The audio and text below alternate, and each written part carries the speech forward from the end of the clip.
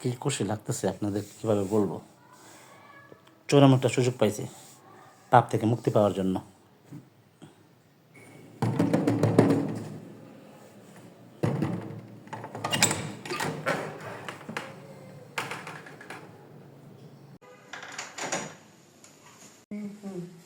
ব্যাগটা কই ব্যাগটা?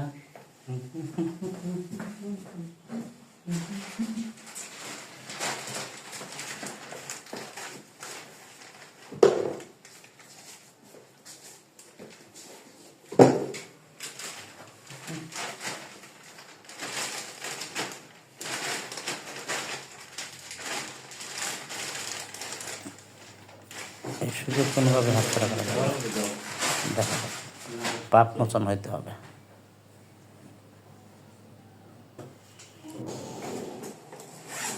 ভাই তুমি কি করতেছো? আমি তো কিছু বুঝতেছি না।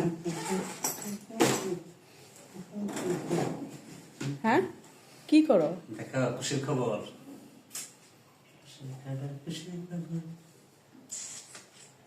বলো শুনি। বলতেছে না, সারা জীবন অনেক কিছু করছে, টাকা পয়সা কামাইছে, বুঝছো? মানুষ ক্ষতি করছে, মানুষ রাখতেছে, চুরি করছে, চুরি করে ইনকাম করছে। আজকে পাপ মোচন সুযোগ পাইছে একটা, বুঝছো? পাপ মোচন একটা সুযোগ পাইছে, পাপ মোচন আজকে পাপ মোচন সুযোগ পাইছে, পাপ মোচন করার একটা সুযোগ পাইছে, বুঝছো? তোমার কাপড় চোপড় সব বাই করো, সব কাপড় চোপড় দাও, সব দাও।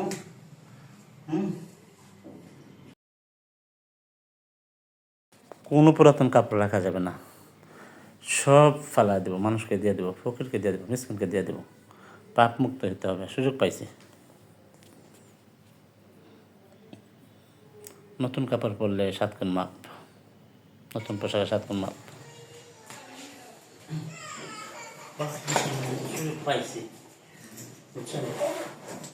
কত হইল, জীবন অনেক পাপ করছে, বুঝছো?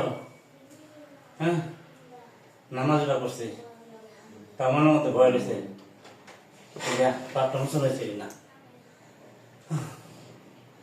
আজকে খাবার এখন শুনলাম যে আমার আগের পুরাতন যা পোশাক আছে সব যদি বদলায় ফেলি, হ্যাঁ, এই বেলা বাদ দেয় নতুন পোশাক বানাই, তাহলে আমার জীবনের অতীতের কোনো সব মাপ, বুঝছেন বেড়া? অতীতে অনেক গুণা করছি, পাপ করছি, মানুষকে ঠকাইছি, চুরি করছি, কান্দারি করছি, প্রতারণা করছি মানুষের সাথে, মানুষের পেট্রোল বাতি দিয়ে ইনকাম করছি। এখন শুনলাম যে ওই পাপ মোচনের জন্য আমার যদি পোশাক সব বদলে আলাই, তাহলে নাকি আমার সব অতীতের কোনো মাপ, তাহলে আমি নতুন করে জন্মগ্রহণ করলাম। সবাই দোয়া করবেন।